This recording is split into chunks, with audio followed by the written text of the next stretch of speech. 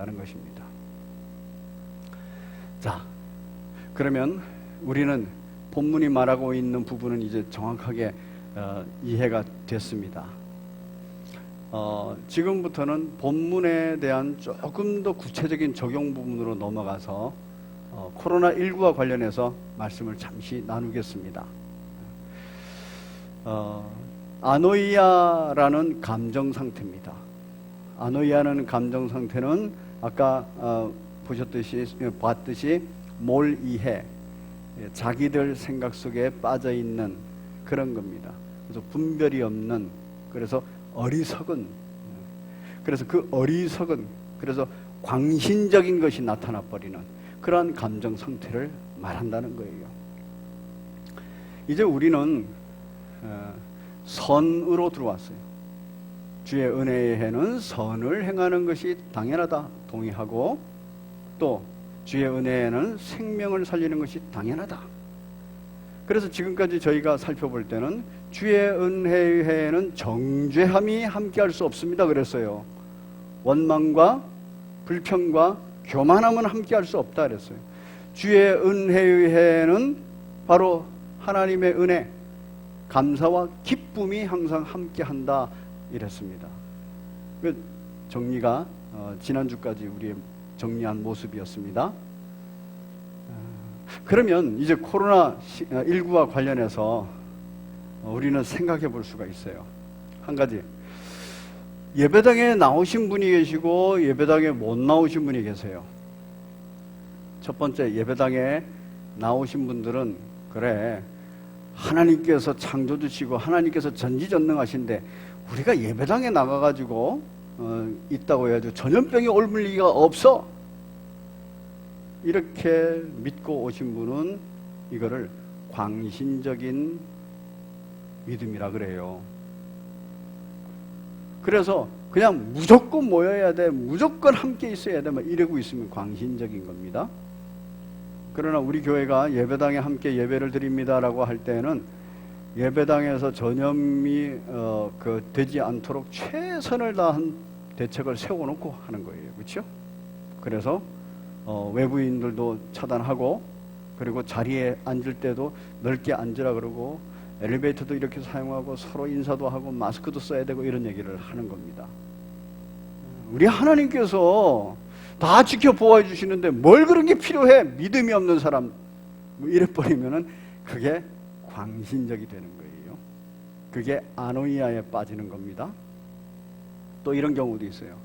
예배당에 못 나오시는 분들을 향해서, 예배당에 못 나오는 이유는 여러 가지가 있으나 그 첫 번째는 바로 예배당에 가면은 사람들이 많이 모이니까 이 코로나 전염병에 걸릴까봐 염려, 근심, 걱정, 심지어는 두려움까지 생겨서 나는 안 나갈래, 이렇게 생각하시는 분이 있어요.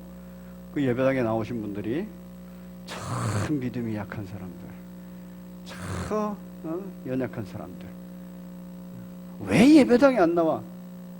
아니 그 집사가 돼가지고, 권사가 돼가지고, 장로가 돼가지고, 목사가 돼가지고 예배당에 안 나와, 이래버릴 수가 있어요. 그것에 대해서 바로 우리 하나님께서는, 우리 예수님은 어떻게 말씀하시는가, 성경을 통해서 말씀하시는가 우리 보겠습니다. 로마서 14장입니다. 믿음이 연약한 사람이에요. 자, 광신적인 부분에 있어서는 이미 바리새인과 서기관 같은 정죄하는 사건이 벌어지기 때문에 그거 노됐어요. 오늘 본문을 통해서. 그런데 연약한 사람들에 대해서 어떻게 하느냐? 로마서 14장에서는 믿음이 연약하여서 음식을 먹어야 되나 말아야 되나 하는 것과 관련되어 있어요. 우리 14장 1절 같이 읽겠습니다. 시작. 믿음이 연약한 자를 너희가 받되 그의 의견을 비판하지 말라. 의견을 비판하지 말라는 거예요. 그리고 연약한 사람을 받으라는 거예요. 3절을 보면 먹는 자는 먹지 않는 자를 업신여기지 말고 먹지 않는 자는 먹는 자를 비판하지 말라. 이는 하나님이 그를 받으셨음이라. 하나님의 백성이라는 얘기입니다. 그러면서 하나님의 백성된 사람을 지금 남의 하인으로 비유를 했습니다. 남의 하인을 비판하는 너는 누구냐? 그가 서 있는 것이나 넘어지는 것이 다 누구에게 달려있다고요? 자기 주인에게 달려있다는 겁니다. 그래서 자기 주인이 세우고자 원하면 세우고, 그리고 자기 주인이 그렇지 않기를 원하면 그렇게 안 된다는 거예요. 그래서 그가 세움을 받으리니 이는 그를 세우시는 권능이 주께 있습니다. 우리가 마음이 정말 주 안에서 담대하여서 은혜로워서 예배당에 나올 수 있는 것도 주께서 세우셨기 때문이에요. 그리고 연약해서 예배당에 나오지 못하는, 염려 때문에, 두려움 때문에 나오지 못하는 경우도 우리가 이러쿵저러쿵 할 수 없는 거예요. 주님께서 주님의 자녀를 세우신다라는 거예요. 그러니까 비판하지 말라는 얘기입니다. 그러니까 받으라는 얘기인 거예요. 우리 성심교회는 아노이아 하는 일이 전혀 없으리라고 믿습니다. 그래서 하나님 앞에서 기도할 일이구나. 나는 나를 놓고 기도하고, 또 남은 남을 놓고 우리가 기도해 줘야 되는구나, 이런 거예요. 두 번째가 있습니다. 두 번째, 하나님 사랑과 이웃 사랑. 하나님을 사랑하는 것이 이웃 사랑하는 것이고, 이웃을 사랑하는 것이 하나님 사랑하는 것이다 라는 그 주장이 있어요. 또 복음 전파와 사회적인 책임, 이거는 아주 뚜렷한 논리를 갖고 있어요. 이거는 염려, 근심, 두려움, 연약함 이런 것과 관련이 없어요. 딱 견해 차이입니다. 그래서 제가 어제부터 계속 우리 모든 교우들이 다 받으셨을 거예요. 문자를 받습니다. 문자를 받는데 뭐냐면은 그 예배나 그리고 미사나 그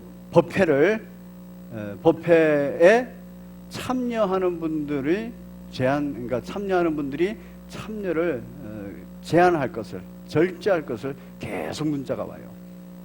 왜냐하면 예배나 그 문자를 잘 읽으셔야 되는데, 예배나 법회나 그 다음에 미사는 각 종교단체에서 그냥 이렇게 오픈한다는 거예요. 그런데 누구를 절제시킨다고요? 갈 건지 말 건지에 대해서 가지 말라는 거예요. 그 문자를 자꾸 보냅니다. 근데 그 중에서는 어떤 견해를 가지고 있냐면, 이 사회적인 인식이 지금 너무 안 좋다.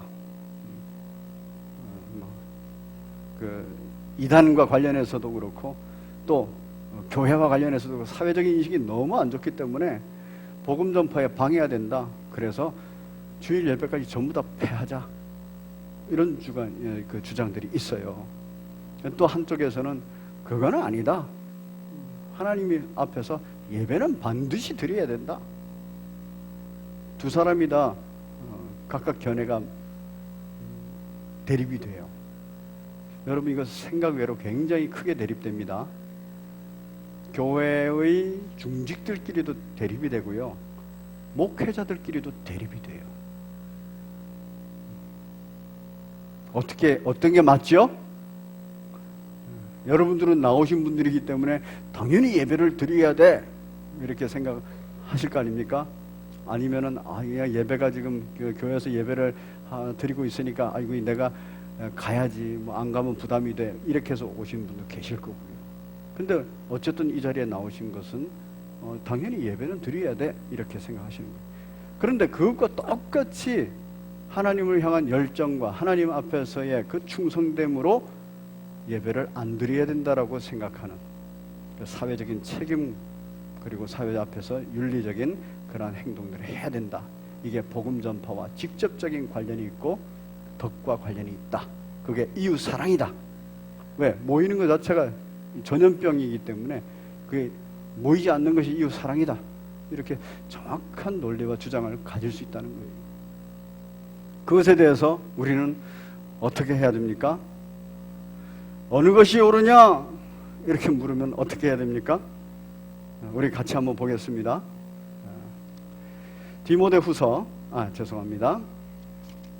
야고보서 4장을 보겠습니다. 야고보서 4장.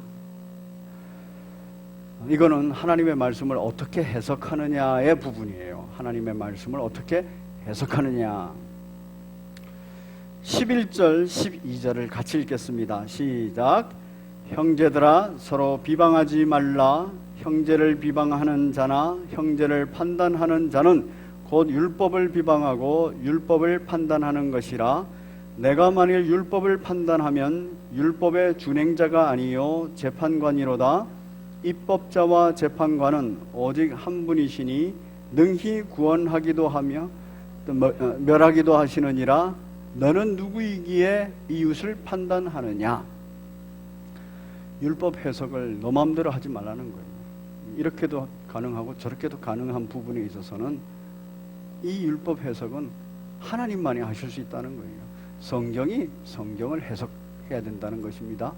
그래서 자기 마음대로 자기 입장에서 자기 시각으로 해석해가지고 어느 누구를 정죄한다거나 어느 누구를 판단한다거나 이웃 사랑은 이런 거야, 하나님 사랑은 저런 거야, 또는 사회적 책임은 이런 거야, 복음 전파는 이런 거야, 이러면서 얘기를 하면 안 된다는 거예요. 그래서 바로 이 부분에 있어서는 기독교인의 신앙 양심의 자유에 맡겨야 된다는 겁니다. 그게 성경 전체의 해석입니다. 여러분, 어떤 주장이든 어떤 상황이든 우리는 우리 한계를 알아야 돼요. 그러면서 내 신앙 양심의 자유에 따라서 자유롭게 예배를 드리든지 또는 가정에서 예배를 드리든지 이런 걸 해야 되는 거예요. 그래야 안식일날 안식할 수 있는 거예요. 안식일날 안식하지 못하는 이유가 뭡니까? 내가 남을 정죄하면 나도 안식하지 못하고 그 정죄함을 받는 그 사람도 안식을 못하는 거예요. 그런데 우리는 아주 쉽게 하나님 자리에 그냥 바로 올라가 버립니다. 그래서 율법을 내 마음대로 해석하고 율법을 내 마음대로 적용하고 이래버려요. 지금 그런 부분 안 된다는 겁니다. 어떤 주장을 하든 사회적 책임에 대해서 이렇게 해석하는 것, 사회적 책임이 제대로 돼야 복음 전파가 일어나고 그게 하나님 원하시는 거야. 아니면 하나님 원하시는 것은 사회에서 어떻게 하든 또 사람들이 어떻게 보든 주님 앞에 일단은 예배드리는 것, 이거부터야. 모여서 예배드리는 것부터야. 이렇게 주장할 수 있어요. 그러나 그렇게 서로 논쟁하고 서로 비방하지 말라는 거예요. 그렇게 생각하면 내가 예배드리면 되고, 또 그렇게 생각하면 내가 예배당에 안 오고 가정에서 예배드려도 되고, 그런 겁니다. 코로나19와 관련하여서 기독교가 분열되거나 교회가 분열되거나 이 견해와 관련하여서 교회 내에 사람들끼리 서로 갈등하고 비방하거나 이런 일이 있어서는 안 된다는 거예요. 어느 것이 옳으냐? 오직 주님만 옳고 어떻게 판단할 것인가? 하나님께서 판단하신다는 거예요. 우리 그리스도인들은 바로 신앙 양심으로 자유롭게 하나님 앞에서 주의를 지키고 공예배를 드리고 또는 개인 예배를 드리고 그렇게 가면 돼요. 우리 그 성심교회 장로교회는 당회가 있습니다. 그 당회는 그 치리권과 지도권을 가지고 있어요. 권위를 가지고 있습니다. 그래서 전 이번에 이 일과 관련해서 우리 당회가 굉장히 지혜롭게 참 잘하셨다는, 잘 결정들을 내렸다고 생각이 듭니다. 그런데 이 결정과 관련해서도 여러 가지 견해가 있을 수 있어요.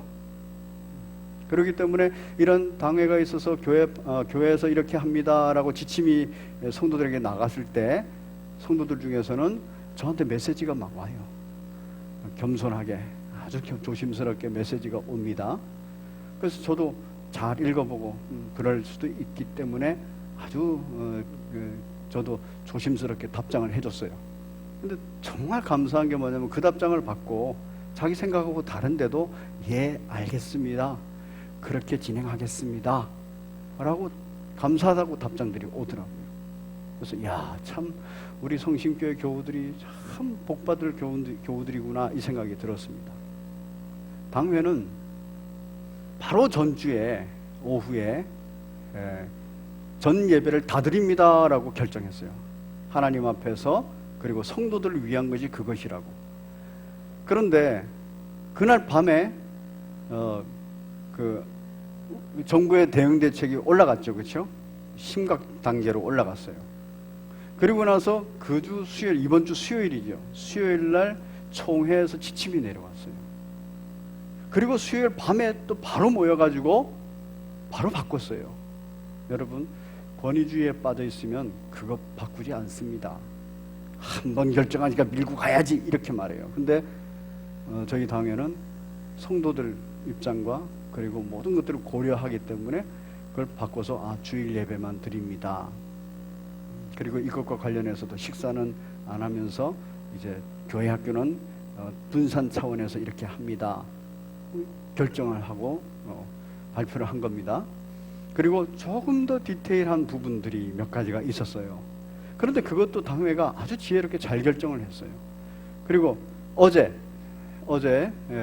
오후에 그 합신하고 그다음에 총신하고 고신 그 총회에 속한 신학연구회가 있어요. 거기에서 각 총회의 신학적 입장들을 발표를 했습니다. 그래서 그걸 제 친구 목사가 보내왔어요. 그래서 제가 다 읽어보면서 야, 우리 당회가 정말 지혜롭게 잘 결정했구나. 그리고 우리 교회 성도들이 참 당회의 지도에 따라서 잘 따르고 있구나. 참 감사합니다. 이러면서 제가 하나님께 정말 감사의 기도를 했습니다. 사랑하는 우리 성도 여러분, 오늘 본문에서 말하는 거 어느 것이 옳으냐의 옳고 그름, 이단과 관련돼서 진리와 관련해서는 정확하게 선을 그어야 됩니다. 왜냐하면 이단과 또 비진리는 아노니아에 속해 있기 때문에 그래요. 예수님을 대적하고 있고 하나님을 대적하기 때문입니다. 그러나 그런 감정이 우리 안에서 선을 행하는 가운데, 생명을 살리는 가운데 우리 안에서 있어져 버리면 안 되는 거예요. 그래서 당회가 있고 당회의 권위로 지도하는 것이 있습니다. 우리는 기도할 때입니다. 무엇에 따라서? 개인 신앙 양심의 자유에 따라서 기도할 때예요. 속히 이 코로나19가 끝나도록, 이 일로 인하여서 우리 성도들이 신앙 양심의 자유에 따라서 정말 안식하면서 예배를 잘 드릴 수 있도록, 이 일과 관련하여서 교회에 어떤 분쟁도 어떤 갈등도 생겨나지 않도록 그렇게 기도하시는 복된 여러분 되시기를 바랍니다. 자, 두 가지 말씀을 다 드렸습니다. 오늘 본문과 관련하여서 진리와 관련하여서 정확하게 분리되어야 되는 것, 다음에 진리 안에 있을 때의 아노니아의 감정들은 어떻게 해결되어야 되는가 하는 부분들, 바로 신앙의 양심의 자유입니다. 우리는 결코 아노니아에 빠져서 안 됩니다. 하나님 앞에 내 마음을 보존해달라고, 보호해달라고, 내 형제 자매들의 마음을 보호해달라고 하나님 앞에 항상 간절히 기도하시는 복된 여러분 되시기를 바랍니다. 우리 함께 찬송 410장입니다. 410장 찬송 올리시면서 준비하신 예물 하나님 앞에 드립니다.